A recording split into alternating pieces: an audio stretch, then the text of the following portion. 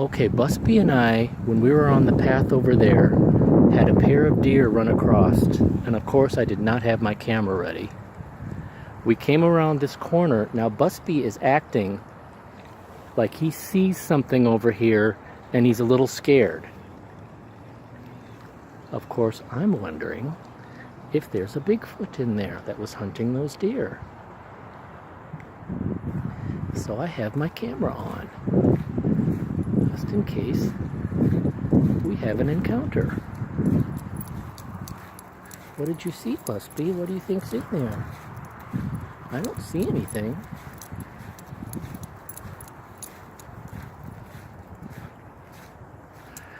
Darn it. I couldn't get my phone out of my pocket and the camera turned on fast enough to get a picture of those deers running across the road. And that's what always effing happens every time I see something. He's not acting like he's seeing anything now. Shoot, I was hoping I might have an encounter.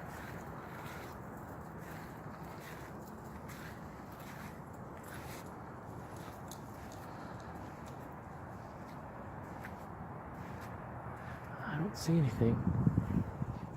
What? Is there a Bigfoot in there chasing the deer? No. I am having an argument online. Like I told Alex, I should learn to keep my mouth shut. There's well, the leader of the Sasquatch Chronicles podcast, Wes Germer, made a statement. What is it? A Facebook status saying that he feels the country is a pressure cooker right now and that we're so divided. And he linked it to the school shootings and how some people say that we should have more guns and that there should be guns in the schools. And the other side says, no, we shouldn't have the guns in the schools, and how people just seem to be so divided. Well, I had to go and I had to read through the comments and read this guy saying he blames the progressive philosophies in the country that's causing all of this violence and discord. So of course I had to open my big mouth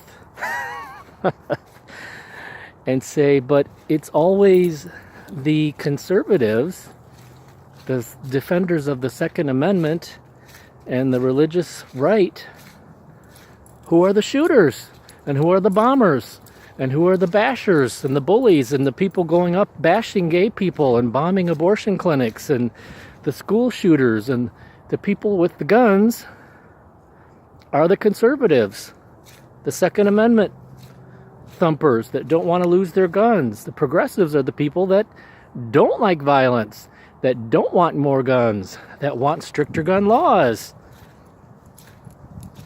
The progressives are usually the victims of the ultra-right conservatives with their guns and their answer to solving problems being violence. And, well, of course, I'm getting attacked. They don't know where I get my data from, but most of the shooters are on psychotropic medications, which are being pushed by the progressive leftist people, and it's just, you can't argue with these people. They're like crazy. I mean, they can't see that the problem is guns and this philosophy that you solve problems with violence. This bullying attitude of solving issues with violence and guns, and that is plaguing America. If you stand up and you talk about that, then you're weak. They call you a snowflake and all this kind of stuff. But it's progressives' fault that there's so much violence when it's the progressives that don't like violence, that don't want the guns, want it to be harder for people to have guns, want stricter gun laws. It's the conservatives who want the guns, don't want the guns taken away, but it's the progressives' fault, the progressives' problem. What can you do? Well, you can't argue with these people. Then they start attacking you personally. This guy went to my profile to see where I was from. And it's, all the personal insults come about, oh, you're being weak, or you're being, liberal, blah, blah, blah. I should learn to just keep my mouth shut. Because it just is unnecessary stress when it comes down to. I mean, I know how I feel. That should be good enough for me, and I should just let these idiots have their guns, and maybe they'll shoot somebody and that person will shoot them, and that'll sort it out. Okay, I guess we didn't have a Bigfoot encounter. I sure do wish I could be quicker on the draw with my camera.